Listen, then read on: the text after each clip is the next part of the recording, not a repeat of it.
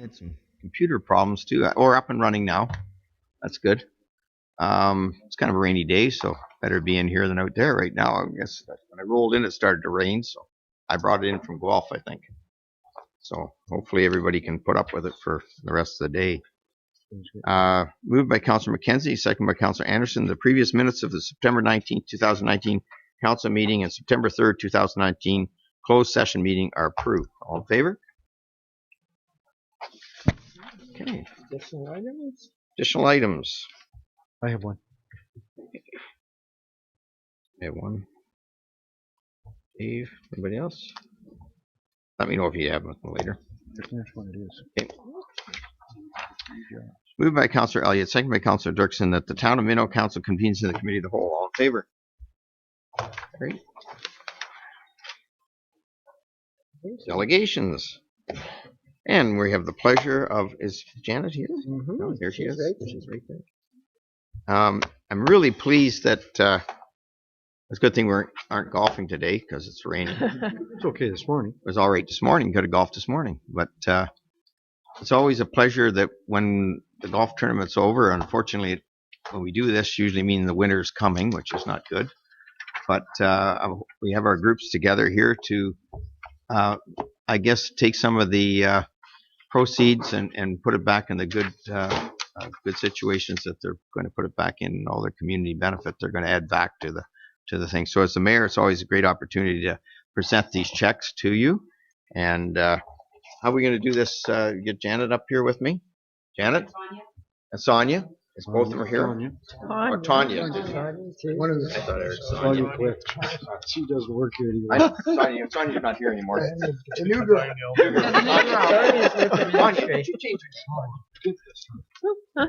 Come on. That's great. That's wild.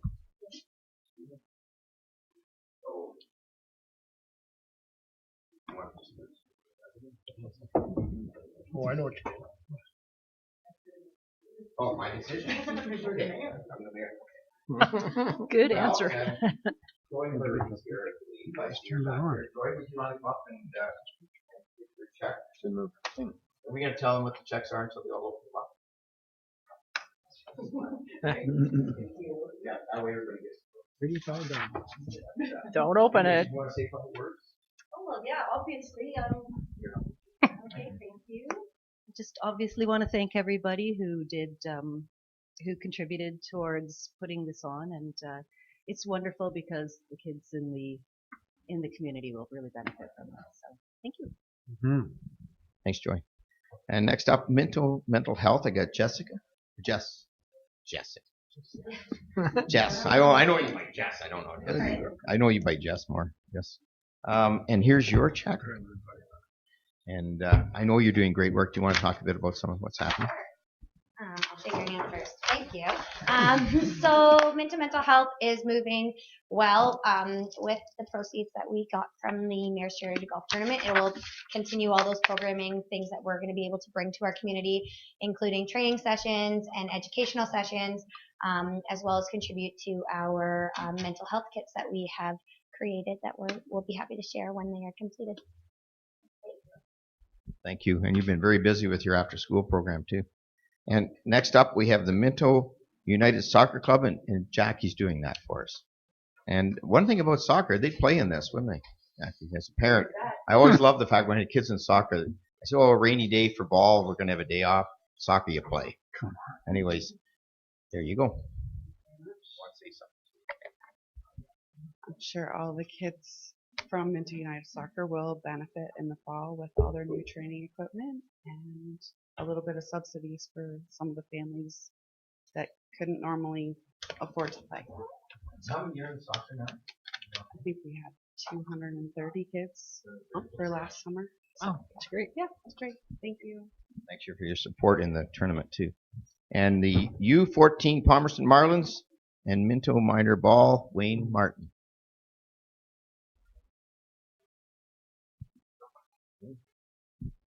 I got this figured out. Stand beside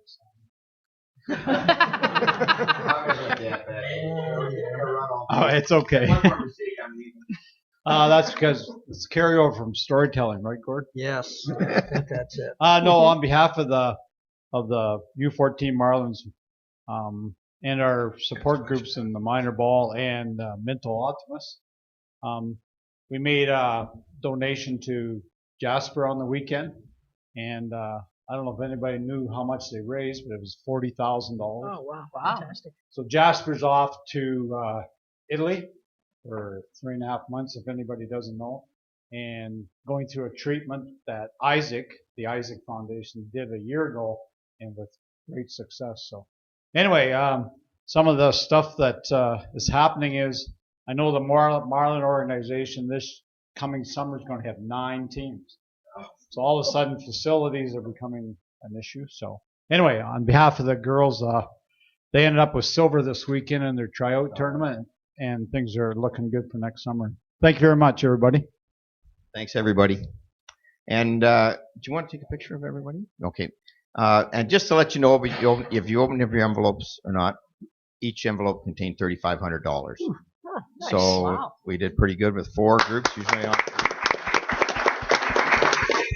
and that's with all your help that we were able to do that. And that brings us just over $100,000 since we started the tournament 9 years ago. And Janet informed me the other day, even though she's retiring, she's coming back to do the tournament next year. Hey. I put her on the spot. Janet, would you like to say a few words? Yes, you would. We have the other on tape. Oh, she's got words. I would like to thank the organizations this year. You were a pleasure to work with. Over the last 9 years, we have now helped over 35 organizations. Each one has been a joy to work with, and each group brings in a new dynamic, and we always encourage them to have their own input so that it makes the tournament their tournament.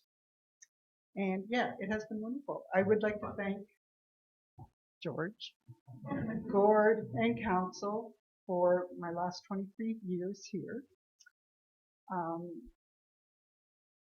I don't do this well. I started in Harrison. I survived a year of transition. Then we went into amalgamation, and I have fully enjoyed my time with the town of Minto. It has definitely flown by.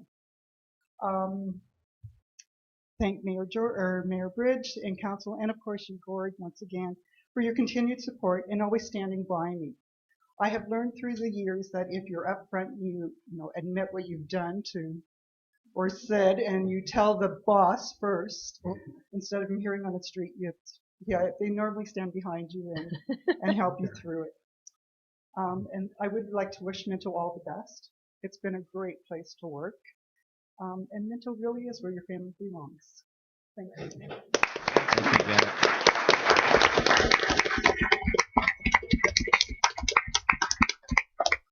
And Sonia Tanya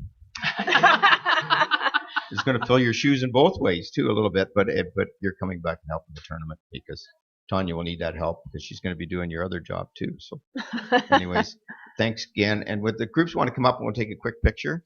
And again, thank you very much for all your support that you did, because this is only successful because we do the different groups every year and we get new people, and it's a lot of fun. And that's why we have fun on the committee, by having the new people come in and give us neat ideas. So that's everybody get in there. 2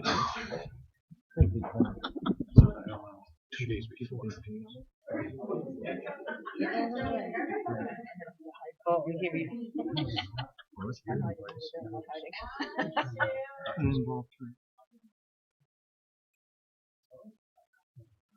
Oh, what did I do? When?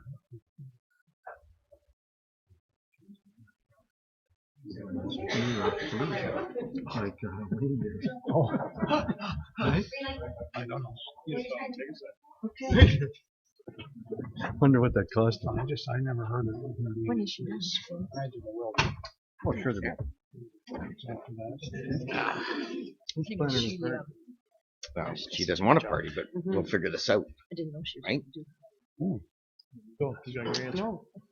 Anyways, that's always fun. Now we have another interesting delegation, and the fact that award winning, and Rose Austin and Belinda are coming up and talking about Saugeen Connects. And give us a little information of where you've been at and what's happening. Thanks for coming, Rose. Yes. So Rose is the executive director. I think most of you probably know her. We've worked together for many, many years. And we thought we've never really done an update directly to council on Saugeen Connects, and now seemed to be like a fitting time to do that. So Vanna over there, if you can advance the slides. Thank you. So just a bit about the history, where we've come from, the projects we've been working on, and the more recent exciting news. So back in March of 2017, the Saugeen Economic Development Corporation, which covers Wellington North and Minto in Wellington County, as well as Brockton, Hanover, and West Grey, joined forces to form Saugeen Connects. And basically why that started is we all had similar issues. And instead of each of us working in silos and trying to fix those, we thought we're stronger together. Let's pool our resources, both staff and cash, and see what we can accomplish. So the mission is there. I'm not going to read it. You can read. Funding. So we are big fans of OMAFRA and the Rural Economic Development Program. So Rose took the lead at funding economic development and applied for funding. We were successful, of course, in receiving $34,000. And the last 2 years, we've been working on projects. And each of us put in $5,000 a year so we can leverage that additional funds. This is just an example of some of our print material. These are investment attraction and resident attraction pieces, just showcasing the area to people looking at moving here for work or to invest. Succession, so the 4 pillars of what we're focused on is succession matching. So we know many of our businesses are looking to retire, especially in our downtowns. Immigration is another piece. So I'm going to speak to succession matching and immigration, and Rose is going to speak to the youth and the women components. So succession matching was a tool that we identified as being able to help our businesses. It's basically an online dating site sort of thing with all kinds of resources available for our businesses. And at the end of June, we had given out 12 coupon codes. So what we did was purchase coupon codes. Normally businesses that are looking to sell or people looking to buy would buy these coupon codes to be able to post and have access to investors. And we were able to pay for those and give them to various businesses. So out of the 12 clients that we gave codes to, 5 sold their business. And we're also planning succession matching or succession planning training session in March. Let me go to the next one. So the one back was Fregelman. Fregelman is like about international investors. That's their connection with them. And then the Be Your Own Boss program, Rose, April, and I actually traveled to Ottawa last fall and went to the Be Your Own Boss launch. And this one is actually connected to universities and colleges, so tying into alumni that are graduating from the various schools that are looking to buy businesses. They get free coupon codes and then can access the businesses that we have listed there. And then under the immigration stuff, this is a huge component for us. As we all know, our population is growing. Some, it's not growing. Ours, fortunately, is growing, but at a much slower rate than needed, and immigration is going to be very important for us. So we've teamed up with the Peel Newcomer Center, and last October, we hosted 23 investors here to our community and showed them all around on a bus tour the various options. And we did have 9 follow-up inquiries, with 4 of those being post-visits of people exploring things further. And we're looking to do more work with the Peel Newcomer Center this fall of actually going down there and promoting employment opportunities. So doing videos and working with our employers to showcase what job opportunities there are here, highlighting the quality of life, and then they can come up after seeing all that great stuff. So these are just some of the comments that we received after that tour. A lot of these people, when they move to Canada, they go to the GTA and they don't leave there. They don't have any idea what's out here, and they were like so impressed with what we have available and that there are opportunities. So I think we received lots of comments like that, so that was just one of them. We also did a labor force diversification event in May. So we hear all the time, employment is an issue. We can't find workers. So we really wanted to introduce our employers to this idea of you are going to need to hire immigrants or new people to Canada, and you are going to have to make the changes, and your workers within are going to have to get used to having newcomers, and how do we deal with this? So we had some of our key employers that are doing great work there, and as you can see in the middle is Ed Bosman from Crimson Lane, and he is an amazing advocate for this work. He's brought a lot of people over from the Philippines and is a great case study on how other businesses can do this. So we had about 40 attendees attend this and went away with resources, and what came out of it is that we're forming an employer network. They really like the idea of sharing their stories and what resources are there to help other people do this work. So we're looking at starting that. So one of the other pillars is, of course, youth. And we had our Saugeen Student Startup program, which was launched this past spring. So each of the municipalities, the EDOs in the 5 municipalities, visited their local schools and promoted the project. They also talked to businesses within their communities and obtained sponsorships from various different organizations, not-for-profits, and some businesses as well. It was great. We had kids from grade 6 to grade 12. The majority of the youth that enrolled in the program and were approved to carry on were grade 6 to 8. And they were very, very enthusiastic and quite business savvy, so to speak. So we had 41 youth. They opened 34 businesses this summer. And we wanted to not only improve entrepreneurial skills, but we wanted to help them with life skills, and those life skills, leadership skills that can take them further into their futures, be it through entrepreneurialism or through employment. So we held training courses throughout the summer and approached the youth and encouraged them to attend. So we had financial analysis, we had marketing, customer service, and problem solving and conflict resolution. So it was really good.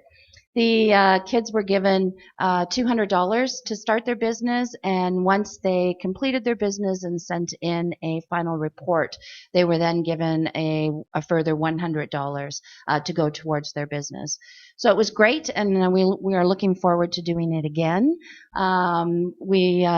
SEDC also runs the Hawk's Nest. So one component of what we're doing with the Hawk's Nest is we're doing a youth award, or promoting a youth category, and we will be approaching all of these summer student startup program businesses to apply for that. So as well, the other pillar final is women. We did apply to the WES, the Women Ecosystem Fund. Unfortunately, there was a very high demand, and our application was not one of those approved. But we are looking at advancing women economically. So we're looking at targeted groups of women, be they disabled, seniors, single, women on the system, and helping them is very similar to the youth, helping them with their leadership skills, business entrepreneurial skills, and helping them to start a business. So that's something that we will be exploring in the future. We will need a little more financing for that, but we will be partnering with WOWSA. Bank of Montreal is partnering with us. There's an all-female law group that's partnering with us, and a women's group in Wellington as well. So we're looking forward to taking that to the next level. And then, of course, we won an award. So there were 19 nominations for the Community Futures of Ontario, which is, there's 62 Community Futures offices in Ontario. And out of those 19 nominations, Saugeen Connects was chosen to win the Award of Excellence for Community Economic Development. So we have a video, yeah. Yeah.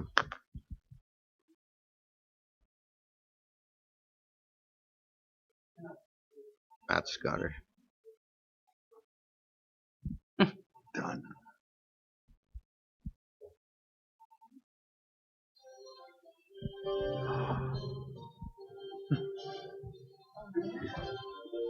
Time we got movies in here. We'll help you. Sit in the chair. We'll help you. Saugeen Connects is a collaborative of SEDC, which is Saugeen Economic Development, and 5 municipalities. It's a collaborative project between neighboring municipalities here. So we have Minto, Wellington North, Hanover, Brockton, and municipality Western. In all of SUBC's catchment area, the needs are very similar. In these 5 municipalities, we decided to focus specifically on labor force, youth, women, and succession matching planning for our entrepreneurs and our So the main goals is Talking Connects are to help new businesses get started. Here's a big one. So young people, helping them see the benefits of entrepreneurship of businesses, having existing businesses that are looking to retire, helping them find someone to take over their business and keep our downtowns vibrant, and obviously helping our employers who are looking for workers. We have invested each of us $5,000, and we do that annually with the Southern Connects. And we were very fortunate to apply to the NAFRA for a RED grant, which matched our funding. So we had a matching fund of $34,000 to match our dollars. Partnerships are a huge piece of the success of all of these projects. We have limited resources in our communities. It's just way better to partner locally. Benefits we've already seen in a short time are new businesses getting started.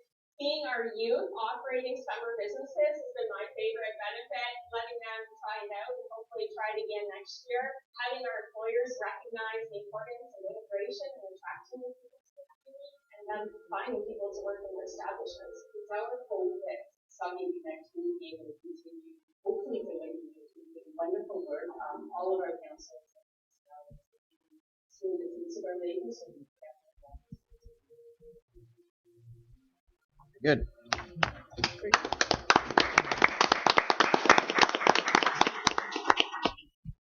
Yeah, so I think the last slide of our presentation is just accepting the award in London at the Convention Center. And partnerships aren't always easy, but it's so rewarding when you sit back and look at all the things that you have accomplished as a group. It's been a good ride for the last 2 years, and we hope to continue with our partners for many more. Thank you. Yep. Questions or comments? I just have a comment. I've watched this grow, and when you first started it, and it's nice that we're not only partnering with Wellington County, but we've extended and partnered up into Gray and Bruce, and it's great to see that. And partnerships are important. Yeah, you don't typically see cross-county partnerships, that's for sure. So, thank you. Great collaboration. Yes, thanks very much. Thank you. Okay. Public question period. Can we move these guys up and get them through out of here? We'll get correspondence. When are they starting? Eh? We'll be all right. We'll be fine. Okay. Where are we here? Okay, so correspondence. Somebody got me coming in? No. Later on, right? What's this? FCM, yeah. Okay. All right. I've got one thing on correspondence that I want to pull out, and that's the FCM report. So Federation of Canadian Municipalities, you know, I'm on the board, and we work very hard at trying to get our rural voice out there at the federal level. FCM is an organization that has 2,000 municipalities across Canada, 92% of the population represented. And when I first went to FCM in Ontario, there's not many of us in the rural area. Most of it, for every million population, you get an automatic seat on caucus. So Toronto has quite a few, and all the regions, and London, and all these big cities. And there's only myself, the Mayor of Strathroy, Joanne, and Kathy Jeffries up in Collingwood that are rural. So I thought, well, we need this rural voice. But what I was really surprised was once I got to FCM, 9,000 people is a big town in FCM world, because we've got some towns are only 350. You got people out east, out west, and it's really got a good rural voice. So I'm really pleased that this, again, what we do every year or every time there's an election, we put a platform together. And I wanted just to give you a bit of an update as to where we are with the rural platform, and a little bit of a policy. What they did was they went out and got a third-party polling to sort of see what people out in Canada were thinking about governments in general. And this is just a little bit of a slide presentation as from that poll. They did it was a very lengthy poll. They have over 2,000 participants in it, and has a rating level of 1.39%. That good or bad, I guess that you what you call it, margin of error, 1.39%, 19 times out of 20. So it's a pretty thorough poll. So I just wanted to just go through a few slides with you, and then we did roll out the rural content and talk a bit about that.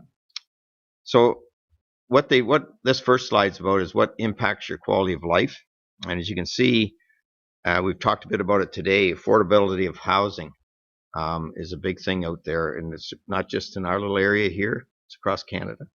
And so between a lot and somewhat, 73% of the people thought that there was a very important impacts your quality of life is your ability to afford a house.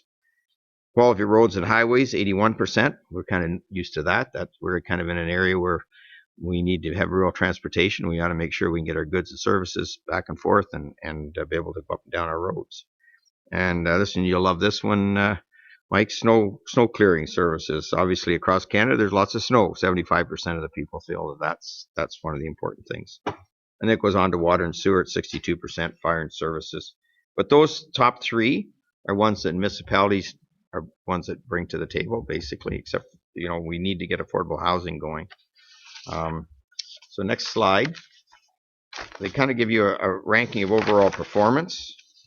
So they rated all the governments, and so municipal governments they rated at 5% excellent, 31% good, 45% acceptable. So we have an 80% on a municipal government. Provincial government's a little less at 64, and the federal government's working hard at trying to get up there at 57 of that type of thing. So most people look at your municipal governments as the place where things get done, and that's kind of a neat one to see. Now, we used all this to try to explain to the federal government and the provincial government about funding, because one of the problems we have at the municipal level is a lot of people talk about this. We have 9% of the ability to raise funds for your property taxes, and we have 60% of the infrastructure. And that's your roads and whatnot, and your arenas and your sewer and water systems and all the things we have to provide. So they have more money than us, then they have to realize that maybe it's opportunity to give us some back. So which level of government does best as far as understanding the challenges the residents in your community are facing? Again, 61% is the municipal level. You can see the provincial is 13 and 5. And finding solutions to solve problems in your community, 61%, again, at our level. 56% life residents in your community. And they best able to plan ahead for what infrastructure upgrades and maintenance or your community needs. Again, 46%. Because people can pick up the phone and call us. It's pretty hard to pick up the phone and call the federal, provincial level and get right to somebody that's going to help you out with it. So that gives you a bit of an idea. Next slide is, I got to get the right one up here. Do you think your municipality has enough resources to manage and maintain and build infrastructure? 8% think that we have more than enough, and 43% enough, and not enough 48%. And that goes back to that I talked about with that 9%, 60%. That's kind of important. And then this last one, if a federal provincial party promises to give municipalities permanent and dedicated funding that allow them to decide what to spend money on, it's a very good idea, 18%, a good idea, 66%. And a bad idea, 13, and a very bad, 3. So what that really sums it up is that we're trying very hard. One of the biggest platforms we got, and you've probably seen a bit more activity in some of our roads this year. The federal government for the last few years have sort of said to us, we have all this big infrastructure money, we want to get it down to give it to you for your roads and all the things you need, your bridges.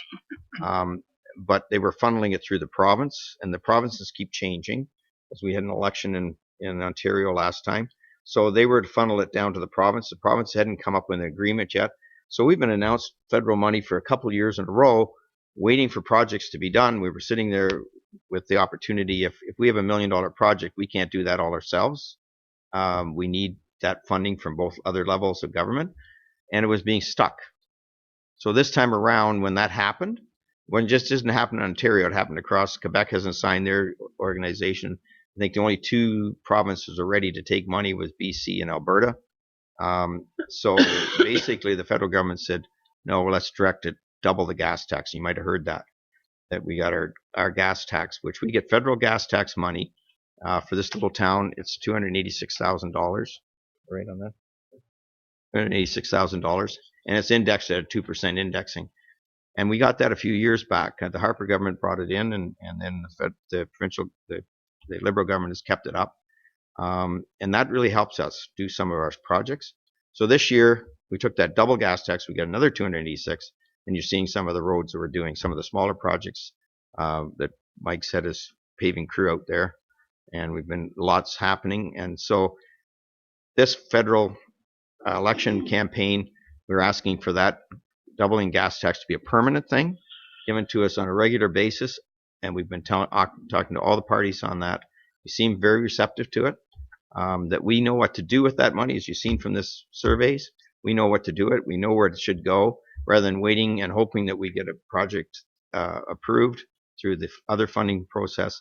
And we're also asking for that to be a 3.5% increase each year on a funding, because we're finding with construction, 2% isn't the inflation on construction. Construction costs are going up higher than 2%. I think anybody's in the construction business, see Dan's over there. You're not getting away with 2% inflation on construction. That's just not happening.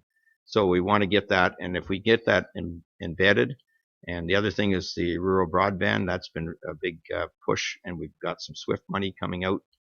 You'll hear about where we're going to go. In fact, all the contracts or the RFPs are back now, and we'll know by later on in October where we're probably heading as to where our first build out is in Wellington County at the $12.1 million we got going there. That was a federal provincial thing, but we're wanting more. There's more money sitting for broadband. We want more money from the federal government. So those are the things that we're talking to the federal government about, and going forward, that's what FCM is all about. And we've been very successful in the past on getting some big funding amounts.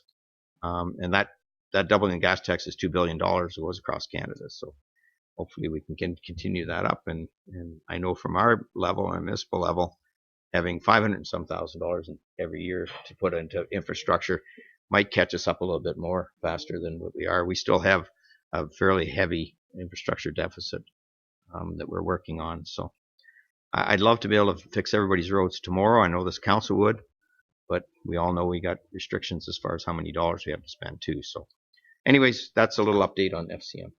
Questions? I'm just curious how many respondents there were. For 2,000. To that survey. Okay. Yeah, and they were across Canada. Across Canada. Okay, thanks. Anybody else? Good. To a motion. Can I have a motion for the correspondence? No. Judy, Jean, all in favor? Okay. Good. All right, next up.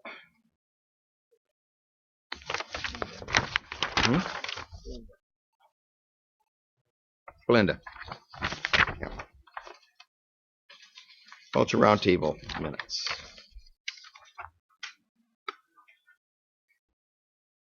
Yep, so I'll try and be quick here. The Culture Roundtable, we just had Culture Days on the weekend. Gord probably has more up-to-date numbers on attendance. The weather, once again, did not cooperate, but I think it was fairly successful. Very good. Well, Yep. maybe we'll bring a report to the next Culture Roundtable. Yeah, no, gather come them, through. and Perfect. surprisingly good despite the weather. That's right.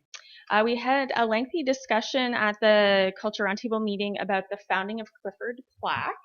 And perhaps Councillor Mackenzie would like to elaborate on this item in our minutes. But basically, we have a local heritage marker committee that has a small fund of $500 that we put towards signs each year. And Harriston and Palmerston back in the day had provincial funds to have their founding signs created. And Clifford has never had that. So Councillor Mackenzie brought something forward to do that. The sign of similar material to those ones was about $2,000, so well above what is in our budget to cover.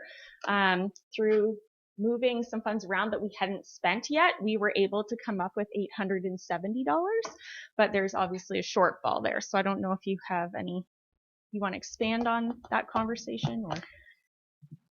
Well, funding's important to get the right plaque up there. There was a consensus that we should go ahead and get a founding of Clifford plaque installed somewhere. The text is ready to go, and just there was a bit of funding issues there. There isn't enough left over from the committee work to do it, and there'll be, I don't know who makes that request, a committee or a group from Clifford, or how do we, council's also got to approve moving forward to get one installed, but so there's about $1,000, a little over $1,000 that would be needed to put this plaque in place. You've seen them in throughout Ontario. They're a blue and gold. Yeah. The problem, or they don't fund those anymore. That program is taken out, so we're left on our own. The municipalities are left to do a history of the municipality. So material like that is considerably less than what the province was charging and then reimburse us for. So we can get something in place for around 2,000. It looks like that, and hopefully council sees fit to move forward with this. Okay, so I gather the committee has $870 $70,000 to contribute towards the sign from their 2019 budget. They move funds around within. Budget. And I'd be glad to bring back the samples of the and the text and all that, so council can see it. Is there any opportunity? I know Clifford well. Is there any opportunity to fundraise up in Clifford for some of that? Because I know some of the groups up there might. It's unfortunate, but the provincial government did those other signs, and Clifford for some reason missed the boat on it. But we're not seeing those anymore. And I know we've done other signage, other stuff that we've gone a little cheaper because it's our money that we're spending. Does it have to be the same type of sign, or is it just that? Have we got what's 800 give us? Is it 800? That's 2,000. Well, no, I know, but it's like the other plaque quote was like 6 something or 7. 6 something.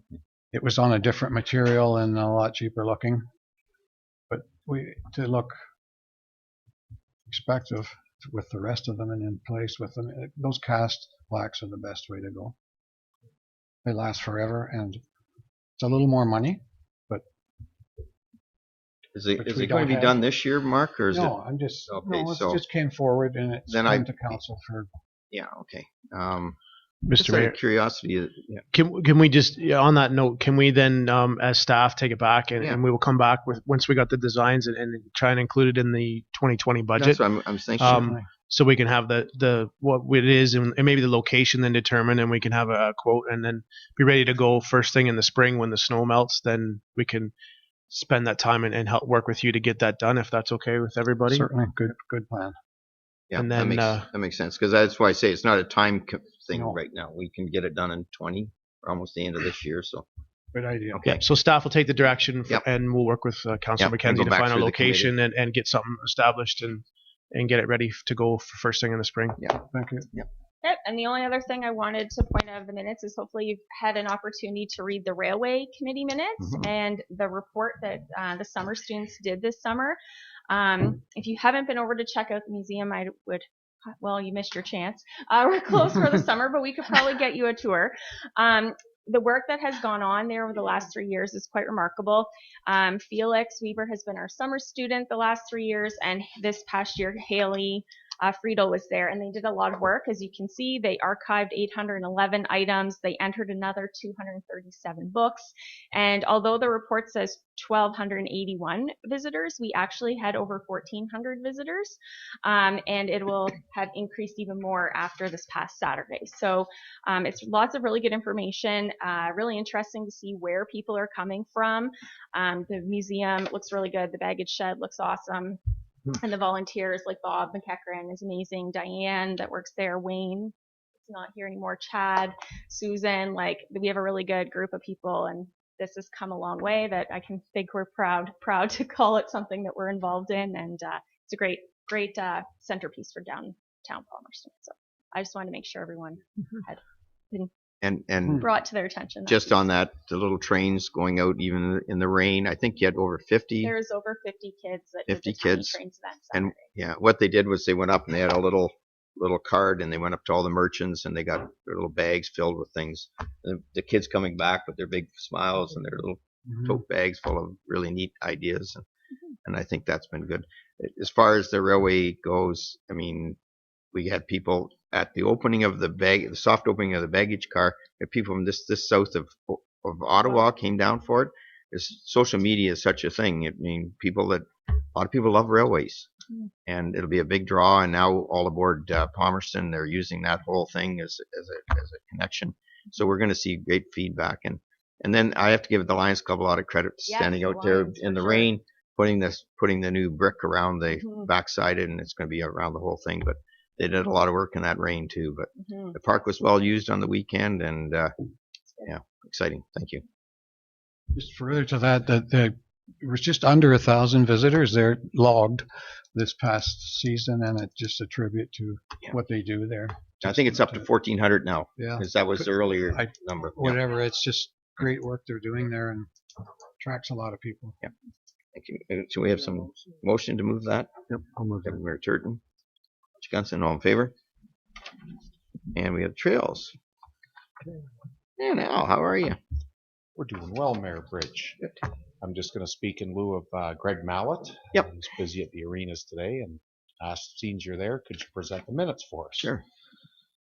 Just updating our capital projects for 2019. We've been doing some work up in Clifford along the old rail trail, where we've leveled off the ground, and we've got the stone dust down from Queen to Allen Street.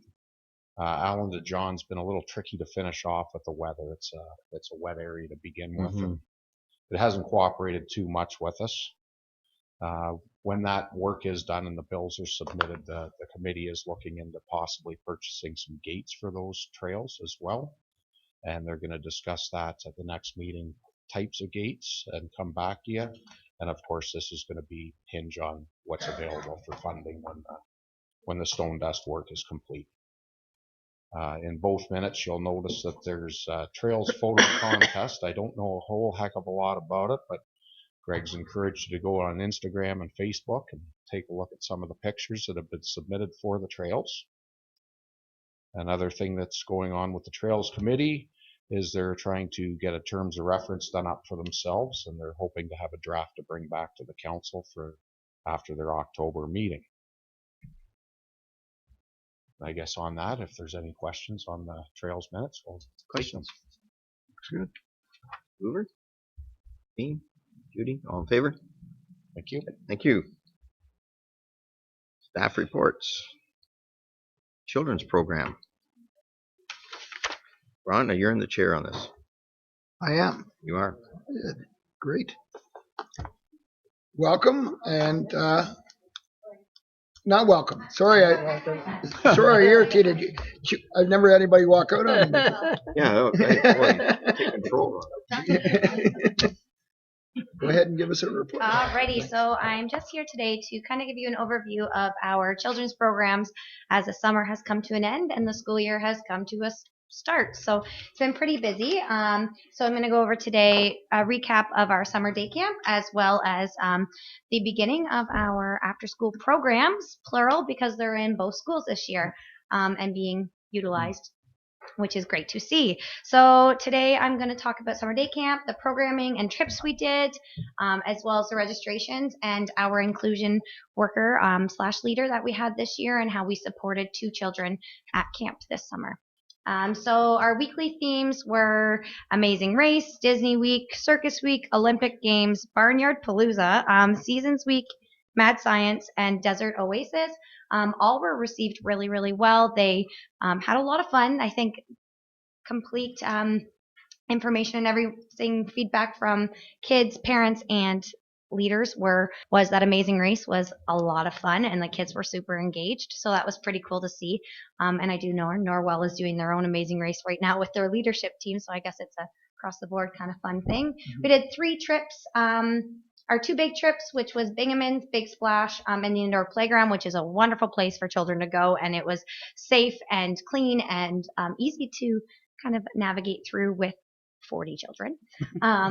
As well as Laser Quest and the museum in Kitchener. The museum was a great opportunity for them to have still that educational background. They had a lot of interactive exhibits, which was really cool. And then we went to the Norgan, and the kids always like the Norgan trips. It's good to get them out of the arenas, and that's where we used this year was the arena floors. Greg Mallet and I kind of connected. Greg had the idea, and it worked really, really well for that. It was an adjustment, but I think overall went really well. On to our registrations. So in Palmerston Camp, there was a little fluctuation between the weeks, but overall there was 20 kids per day. That was the average over the whole summer. So that was nice to see, hoping to continue to build that. There was a couple weeks you can see there that there were higher than 20, but the average was 20. In Hairston was a little higher. It was 24 kiddos a day, and there was some weeks where we had about 29 averaging, which is quite busy. We have a 1-to-8 ratio, so that would have required a lot more staff, which was really good. It's good to see it's being utilized, and we had a lot of new families this year, which is nice to see, and a lot of younger kids too. And then I'm going to go into our inclusion leader. So this was created to provide children with proper support they need to attend camp. Any exceptionalities they have, any extra supports they need, we wanted to be able to support them in our camps. Camps is a really, really good place to be involved with your community and with your local children. So it was great to see that there was a couple kiddos. We had one camper all summer who required some medical care, and myself and our full-time and part-time inclusion worker got trained in this medical care. So we were able to have her at camp without the parents having to only have the 2-week program at care, and she was an awesome little kid. She engaged in all the programs and made great friends. I know at the after school program I see her now, and all the kids are like, hey, she was in our camp. So it's pretty cool to see. So there was 2, one for behavioral, and they got 3 weeks, and the other one was there all summer. So it was great to see that inclusion and full circle that everyone can be at our programs. I'm going to quick go over our after school programs. Before I get into all of this, I do want to let council know that we have welcomed in 2 different placement students into our after school programs. One is Dawn, and she's in her third year of the Bachelor of Early Learning Program Development at Conestoga College. So she's here Mondays and Tuesdays until December 9th. Her focus of her, we just did her work plan today actually, so it's good. Her focus of her placement is to promote literacy in programs that are outside of school and community programs.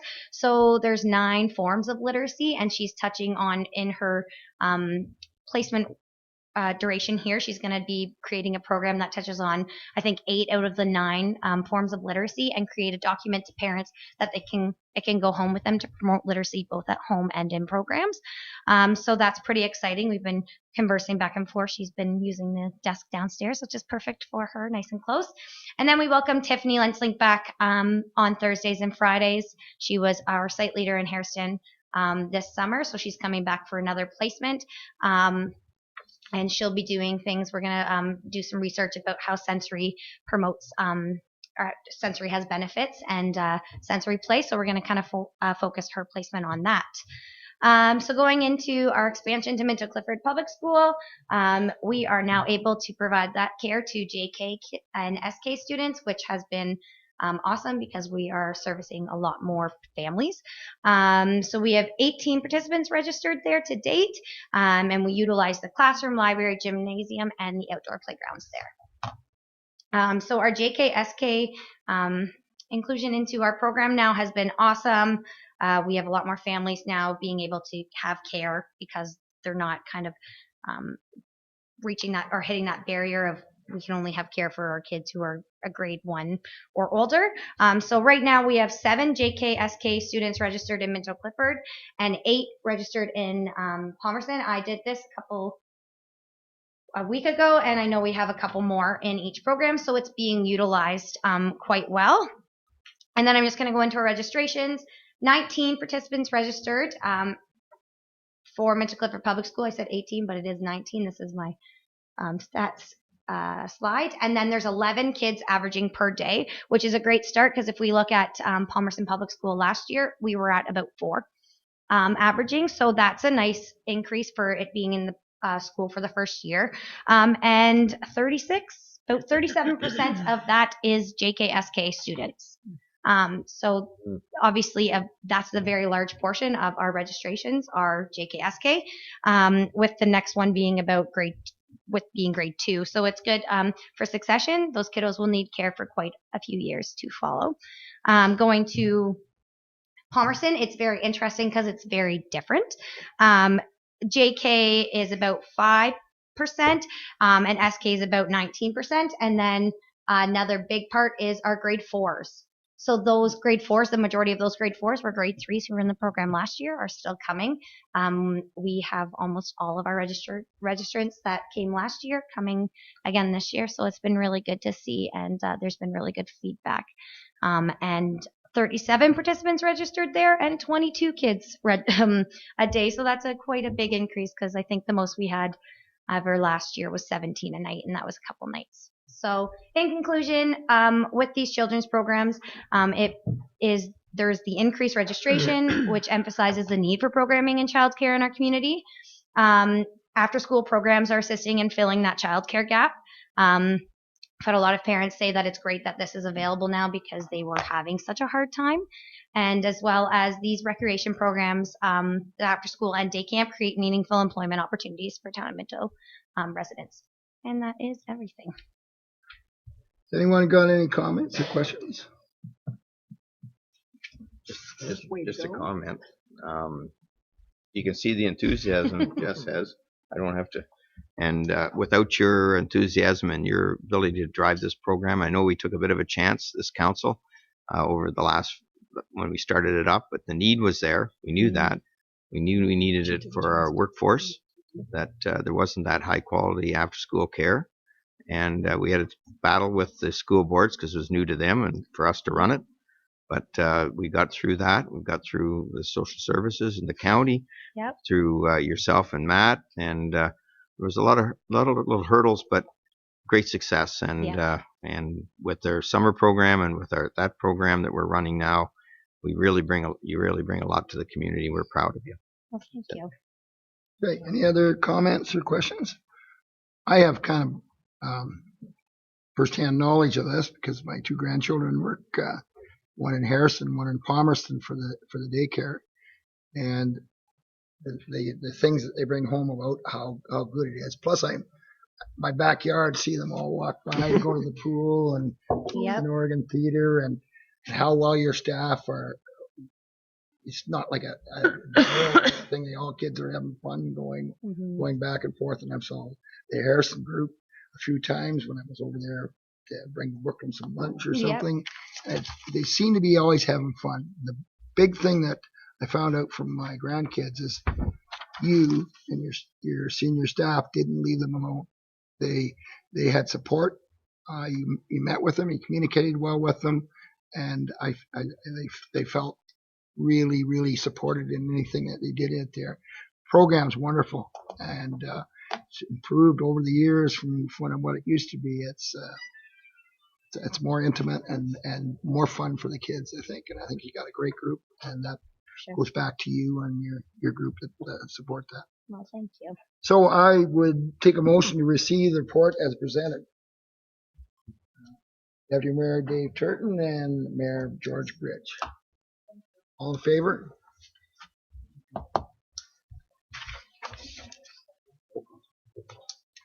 Still running. You're still running, Ron. Oh, I'm still up. Not as good looking, but okay guy. We'll bring out 2 of them. And Mike. You want to speak, Mike? Sure. Okay. Mike and I would just like to make council aware that we did receive some correspondence recently from Culp's Lawn Care just about extending the grass cutting contract and not tendering it out this year. It is due.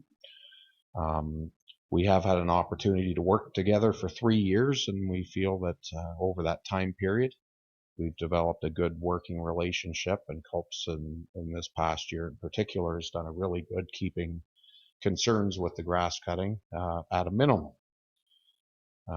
They do, carry their liability, workman's compensation, and they do have equipment to do the job. And Mike and I at this point in time would like to recommend that we consider extending the grass cutting contract.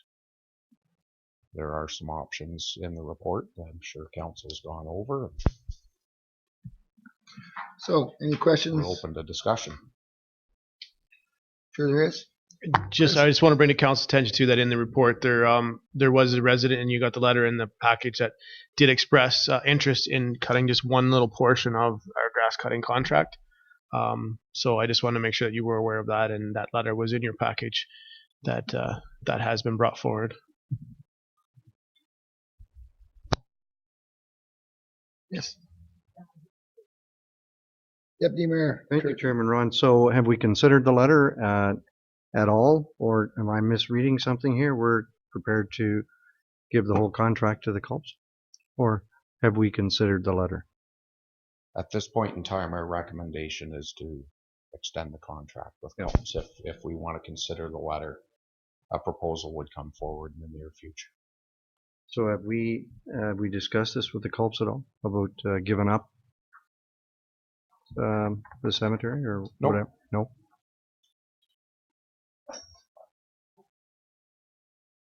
Any other comments or questions? Yes, Councillor Dirksen. So I'm curious. I'm curious if we know how much it costs with Culps to just do the Harrison Cemetery. Like, do they give an itemized per location? Okay. Yes. And the extra that they charge, that's for those extra the extra amount that's added to the per cut.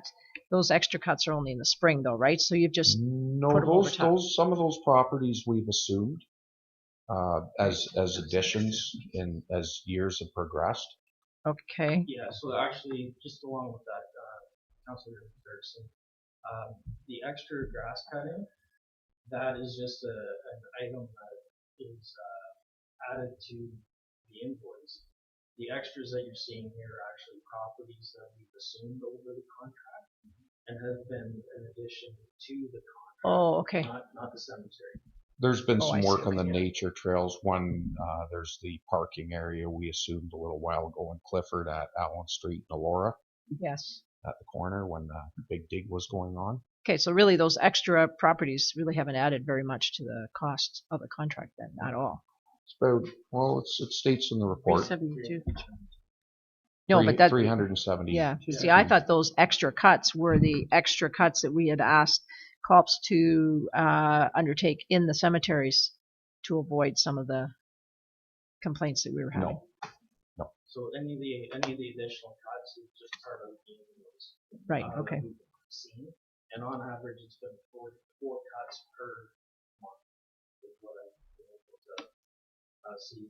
So 4 in May, 4 in June, 4 in July, and 3.5 actually in August. Right. So I guess I'm not just comfortable with just saying no to someone who has a resident who has come forward. So I'm just wondering how we can at least consider that or give it some consideration. Just some clarification. What staff was bringing forward was right now it's when you have one contractor that does all of the grass, it's obviously easier because that contractor, whenever grass complaints or something like that, it's one contractor that we have to work with in that. What we're concerned about is this is just like the Harrison Cemetery, so which is fine, and we can investigate if that's council's direction. But we're just concerned, are we opening up then if someone comes and says, well, I just want to cut the ball diamond, so then they get to do that, and then another person says, well, I just want to cut the Palmerston trails or something like that. So, are we opening it up to piecemealing it where it's easier sometimes, the staff says, to deal with one contractor that knows it and we've grown to be very comfortable with and we know they're doing a good job now, That was our concern. Nothing against the resident, and we think some of the residents would do a good job, but following up with the WSAB and all that stuff with multiple people, especially private residents, might be a little more difficult. So that was our concern, why we hadn't explored it. But we want to make sure that you had seen that and offered that as a direction that you may wish to give to us. Yes. And in discussion with the staff and had opportunity, I think the recommendation is a fairly valid recommendation. The fact that we've got a contract that actually going to hold 2018 rates. We just talked about inflation, things happening, whatever. It's taken us a long time. We've been working hard on this over the years to get something that we feel fairly comfortable. I mean, there was early spring. I had only maybe 1 or 2 complaints, but then I said, well, I couldn't cut my grass that week either. So, those things happen. You got nature calls. And if you got a situation where it's pouring rain all the time, we don't want ruts in place either. So I think Culps have done an excellent job. And I think for them, being a business and what they're explaining to the staff is if they have to go invest in new equipment and everything, having a contract for another 2 years, they're willing to help us with that. And we're, and at this point in time, I'd be a little leery of starting to cut it up, like Chris said. And if we do one, and then we'll have to entertain other ones too, because now we got it all cut up, and I think it's a fair price, and they've done a good job. One other thing that Culps have been awarded 2 of the last 3 contracts, so 6 out of the last 9 years. So. They've been doing it for quite a while. Yeah, so thank you, Chairman Ron. So is it possible then for maybe Ron and his son or grandson to approach the Culps and take it on as a contract to the Culps? It's a possibility of something Mm-hmm. to subcontract. Yep. Councillor McKenzie. Thank you, Ron. If we're satisfied with the current contract and what's happening there, I think we should wait till the tendering process comes up. If we're going to make changes, we can do it then. Stay status quo until then. Thank you. Any other comments or questions? Just insurance comes to mind, having private insurance to cover themselves from liability from end complaints. And we broke it up once before, and I questioned it when we did. That's when we got into trouble, right? We subcontracted some of them. That did not work well. Yeah. No, that was the year we got lots of complaints. Yeah.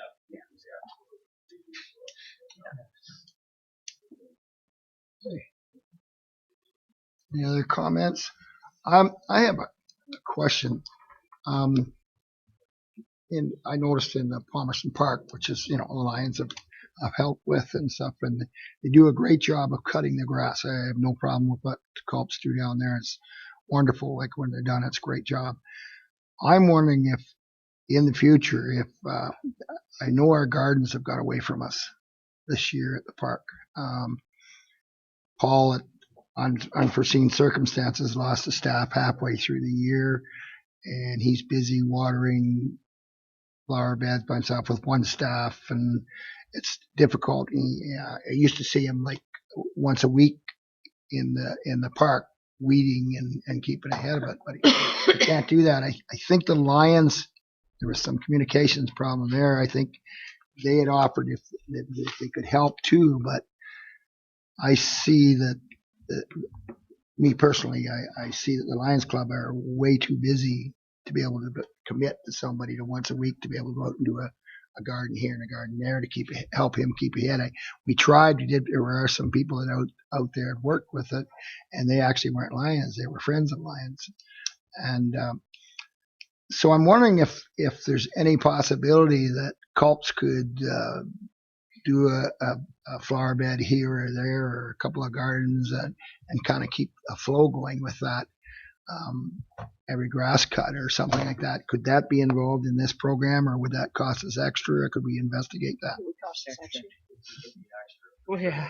Well, it's unfortunate. You look at our park and it's so great, and even our waterfalls around the area, there's weeds growing up into the rocks and such like that, and they're certainly not going to cut that. That has to be pulled. And the flower bed down where the lion is, it's like the weeds all over the place. And We just don't have the volunteers to be able to help Paul do his job.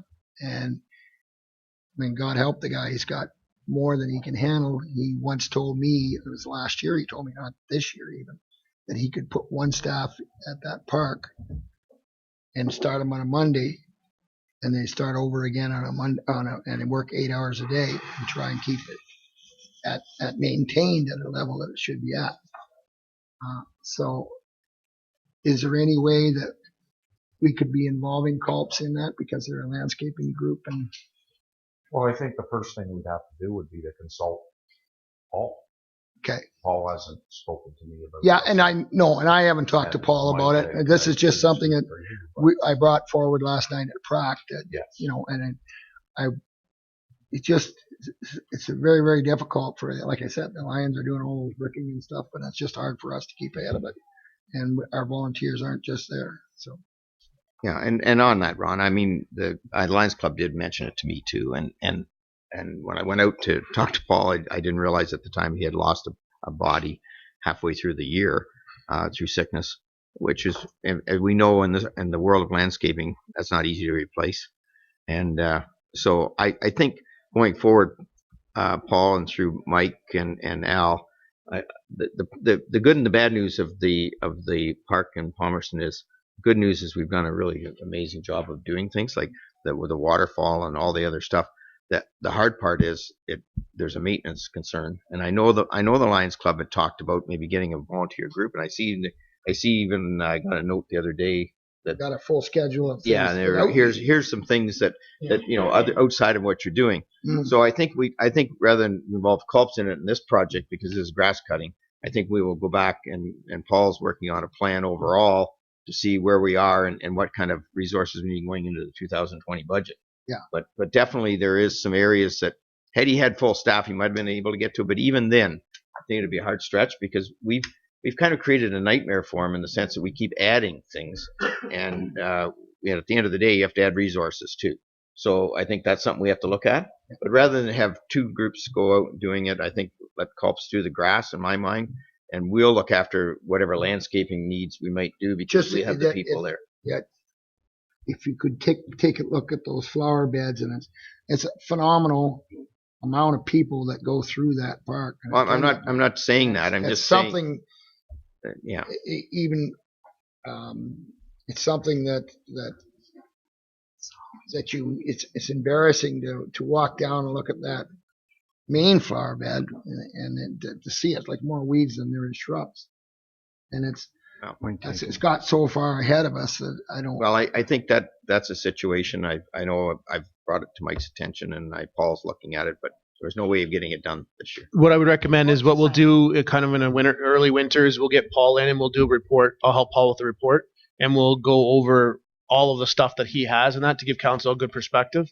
And then that'll give you a perspective going into 2020 budgets to then understand what his needs are and what he needs to do to move that forward. If we were not going to hire extra staff for him to get the job done, then we should maybe contract it, is what I'm saying. Right. So whether it be Culps or whether it be somebody else, that we need to keep ahead of it, because the waterfall was even getting to be an embarrassment, and it's just not right.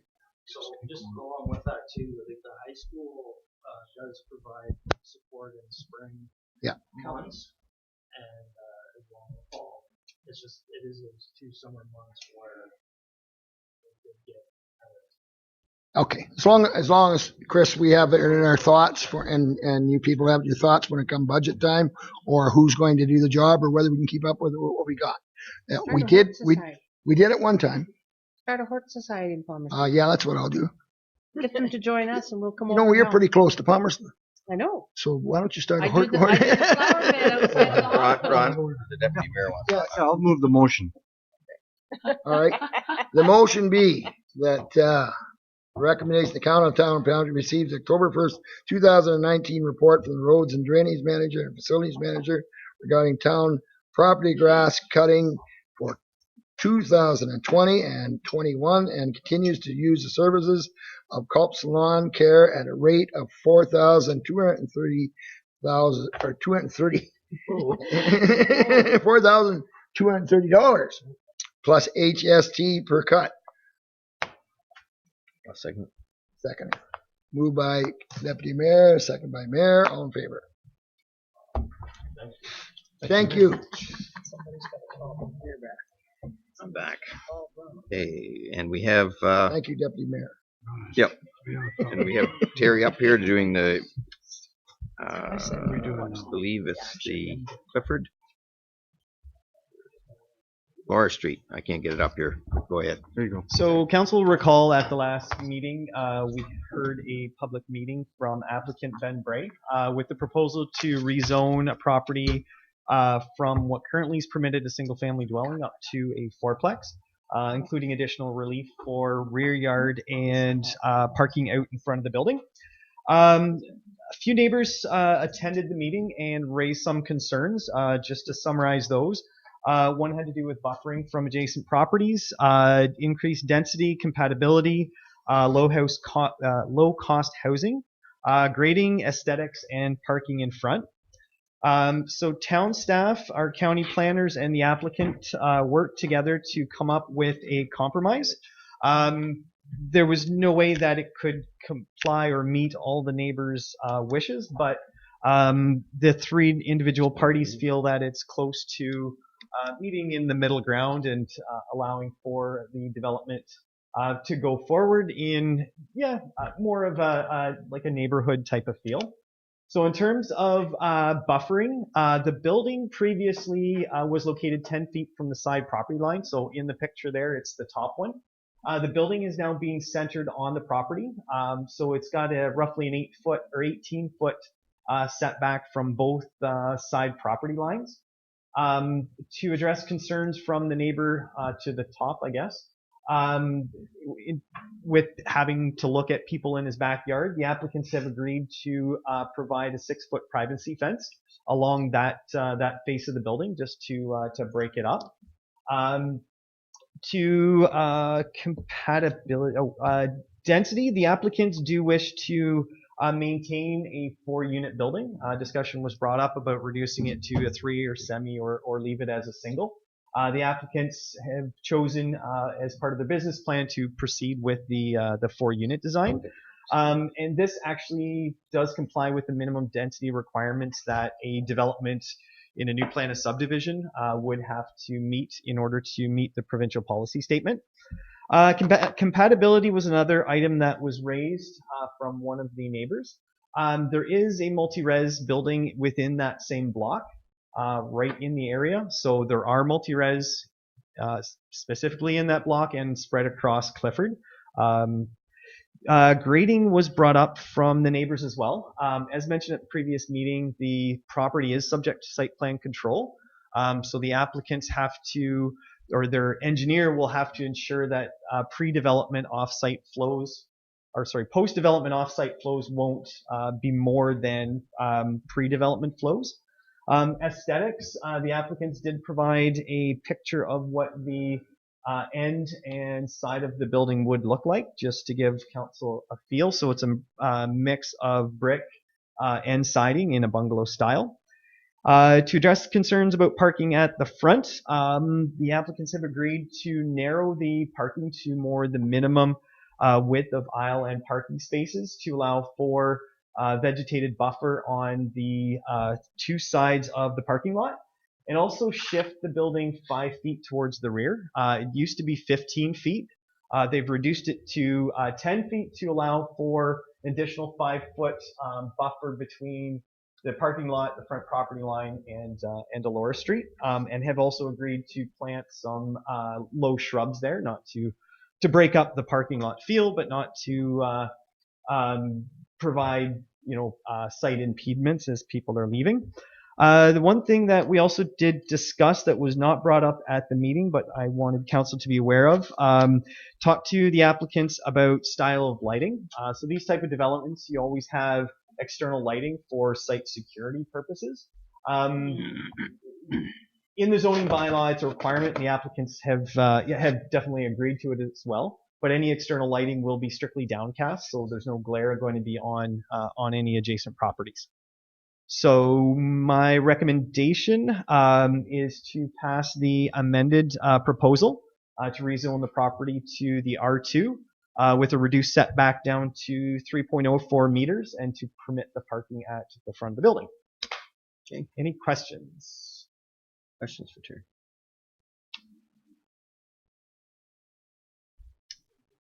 Everywhere. So we haven't heard anything at all from obviously the neighbors. The neighbors have seen the new plan. They have seen the new plan. We did circulate it to them and let them know that it was, my report was online as well as Jessica's from our planners. So they did send an email early this afternoon reiterating what their concerns were, but no additional concerns were brought forward. So I mean, looking at the list of concerns, you went over them all, and it looks like you've done a pretty good job. We've addressed them as best. Everyone working together has addressed them as best as we could. Any other questions? As I said before, I mean, this is the type of housing we need in our community. It's great to see somebody wants to step up to the plate and build some rentals. You know, it's something that everybody doesn't want to do. I think it's a good project, and I compliment the staff of trying to work through some of the concerns that were needed. The fencing will help. The fact that it's set back and we have some nice landscaping in front. I think we've done our best to do that. And absolutely, yep. So I need somebody to do the recommendation. Judy and Jean, all in favor? Opposed? Perfect. Thank you, Terry. Thank you. I turn it over to Dave, our deputy mayor. That's gracious. You're up. Yes, thank you very much. Couple items on the treasury this afternoon. Tile drainage loan, and we'll ask Mike or Gord, who's going to talk with us? Gord? Me. Yep. Gord. Treasurer. Sorry. He's got the money. This is Got more the the money. financial aspects Yep. of it. So, we haven't had too many tile drain applications lately, but we have one. It's a fairly large drain, and so this is kind of describing to council what the work is. The application is included here. They're going for the maximum 50,000, and there's a map that shows where the relevant property is too. And again, I'll mention again that the town is contingently liable, but it's highly unlikely because if farmer defaults, it would go to the property, and farmland these days is a pretty secure investment. So, It'll cover it. yeah, the risk for the municipality is quite low. So Still have the land. yes, yeah. So our track record on this has been pretty good. I think it's been 100% back Yeah. to the old township days. So, yeah. Any questions for Gord?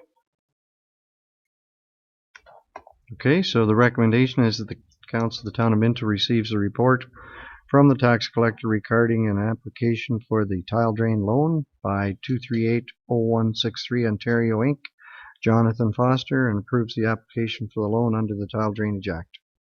Can I have a mover and a seconder? Thank you, Councillor Dirksen. Councillor Elliott, all in favor of that? Against? That's carried. Thank you. Second item is the approval of the accounts, and our treasurer, Gord. There we have a little more modest amounts than last time. And one thing that hasn't changed, the biggest admin thing is for the county and school boards, because not only do we collect taxes, we also collect development charges, and that goes through. So there's 192,000 of that. We just had our mayor's golf payout, so 14,000. So that's a good one for sure. And grass cutting, we have about 31,000 grass cutting, and it's spread between public works and recreation. We did another repair to the traffic lights, which seems to be a regular occurrence these days, $4,300, and some Palmerston Railway. We're helping to finance the materials on that, and that's very good. The project is in motion there for $9,200. Major items. Questions for our treasurer? Hearing none, then the recommendation is that the council of the town of Minto receives the treasury report dated September 26th regarding approval of accounts and approves the town of Minto accounts by department for September 2019. Mover and a seconder. Thank you, Councillor Gunson. Mayor Bridge, all in favor of that motion? Against? That's carried. I'll pass the chair back to our mayor. Thanks, Deputy Mayor Turton, and I'll turn it over to Acting CEO for the site servicing agreement. Here he is. Chris. Thank you, Mr. Mayor. This is a kind of a joint report that Terry and Mike and the entire staff through our efficiency committee has put together and has been working on together for a long time. This is the project that you remember went out to tender there a little while ago, and it's the extension of Henry Street in Palmerston to include, as you can see, a bulb at the end to accommodate the severances that you had passed with conditions a few meetings ago. The project went out, and Moorfield Excavating was the low bid, and you can see in the report, and the report from Chris Clark is there, our engineer, about the project. So a few things about it. The town is the one that is going to administer the project through our engineer, and that's why we went out to tender.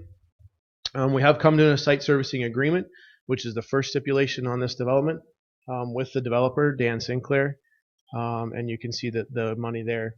The portion that the town is putting into it is the majority of it is to extend the water main through the rail trail out to Bell Street to create that loop, which we endeavor to do in lots of sections of town, and put a trail out through that extension that goes out to Bell Street. So the street's not going to go, but the water main and that will go out to Bell Street to be connected into there, as well as a trail out there, as well as connections for the existing houses that are there. The town are responsible for the connections connecting into the new water main that the developer is going to put in, and connecting into the new sewer line that's going to go down there too, as those residents are on service lines now, and we're going to put them onto the main, which will be a better service. So the breakdown of the project is you see, and I'm not going to get into that. You can see in the report what it is. The other part of it is with the bulb that's, or the cul-de-sac, I call it a bulb, but the cul-de-sac, I guess, is the official term. At the end of it, we will need to proceed once, if council passes the site servicing agreement with land swap, that we will take part of the developer's land there to finish the cul-de-sac, and in turn, we're going to give part of the Victoria Street extension at the end to the developer to make that land swap, so that the second part of the development can go. There is also a clause in the development or the site servicing agreement that once this is done, we will get a deposit down on the second part of phase 2 for the road to go in there, that will be given back once that portion of the project is completed in there. So for a little enticement to get the second part of it done. So the first phase is 11 units will be created right on Henry Street with the extension. And then the second phase would be the proposed 18 phases, which has to come back as a site plan agreement and subdivision agreement that council will see in the future for that too. So that is the summary of what is in the site servicing agreement. If council passes that, then we will go on to the second part, which is actual awarding the contract. But the contract is dependent on us reaching a site servicing agreement with the developer. Questions? Thank you, Mayor Bridge. So this map isn't great, and I should have asked this question beforehand. Yep. But the cul-de-sac is 75 feet diameter. What's the width of the road going in? Lots of room for cars to pass. No issues with that? No, the road, once it's being done, it will be brought up to municipal standards. So it'll have curb, gutter, curbs and storm, gutters. All of that. So the road's going to be upgraded to be to a municipal standard. So yeah, curbs, gutter, all that stuff, and it'll be a normal width road. So. Anything else? Not for me. Again, this is a development that's sorely needed in our community. I feel it's a good compromise, and thanks for the staff to put it all together. I know it was a little complicated. There were some things that went around it, and but it'd be nice to upgrade that road, and it'd be nice to get those other units in there eventually, and will help out. I believe some of them might be rentals. Not heard, but I haven't heard. Yeah. But anyways, but I think it's just a great development and a good infill. So, anyways, a motion for the resolution. Deputy Mayor Turton, Councillor Elliott, all in favor? Carried. Okay, and we up next is the next part of it. So the second part of this, now that the site servicing agreement has been reached, the severances will be cleared of that condition and they will go forward. The next part of it is the actual awarding of the tender to Moorfield Excavating to complete the road work under the town's direction. That was the lowest bidder in the tender, and as I said, was conditional on the site servicing agreement. So the second part is just to award the tender to Moorfield Excavating to begin that work.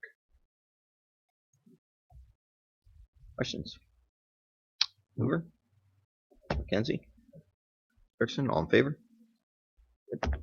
Thanks. Other business. Oh, you had somebody.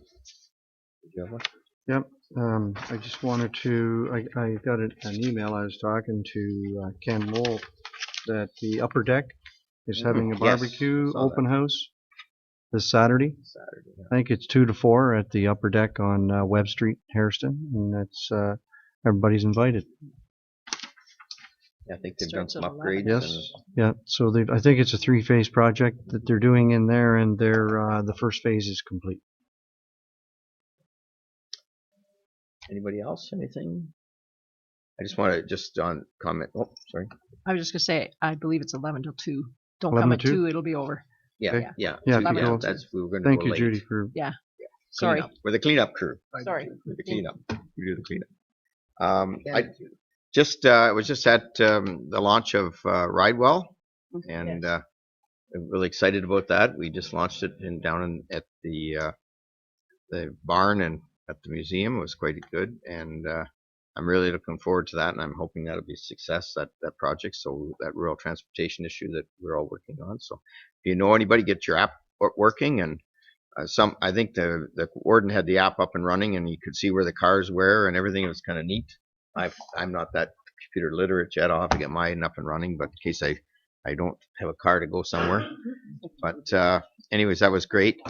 And I just want to say about the weekend again, the Jasper Run and all the people. I mean, you get a community that comes up with $40,000 and walks in the rain, and then with what they did at the train station and all the good stuff. And I know, Ron, you're worried about we'll get everything working out at the park. The park is just a gem, and we'll make sure it looks good next year. Those things happen, but I know we'll work towards some kind of solution. And maybe you can get a horticulture society, or maybe we can expand a horticulture society, Gene, over to Palmerston from Harrison and make it a Minto one. We've been trying. Yeah, we'll be trying. But anyways, it'd be nice to get that going. But that's all I have. Moved by Councilor Dirksen, second by Deputy Mayor Turton, that the Committee of the Whole convenes a regular council meeting. All in favor? Carried. No notice of motion. Moved by Councilor Gunson. Okay. Boy, that's getting hard to read. And second by Councilor McKenzie. I had the new councilor there for a second. The Council of Town of Minto ratifies the motions made in the Committee of the Whole. All in favor? I could really recognize your signature there, Jeff. Like you're as bad as me. I know. Yeah, I know. Moved by Deputy Mayor Turton, second by Councilor Elliott, that the bylaw number 2019-83 to rezone plan Clifford Lot 161 from low density residential R1B to medium density residential R229 be introduced, read first, second, and third time, passed on open council, sealed of the corporation. All in favor? Moved by Councilor McKenzie, second by Councilor Gunson, the bylaw number 2019-84 to authorize the mayor and the acting clerk to execute a site servicing agreement between Corporation of Town of Minto and Daniel St. Clair be introduced and read first, second, and third time, and passed on open council and sealed with seal of the corporation. All in favor? Dan. I would say Dan, but they got the Daniel down there. Moved by Councillor Elliott, seconded by Deputy Mayor Turton, that the bylaw number 2019-85 to confirm the actions of the Council of the Corporation of Town of Minto respecting the meeting held October 1st, 2019, been reduced, read first, second, and third time, passed on by Council of COC of the Corporation. All in favor? Moved by Councillor Dirksen, seconded by Councillor Anderson. The Council of the Town of Minto adjourns to meet again at the call of the Mayor. All in favor? Thank everybody. Good meeting.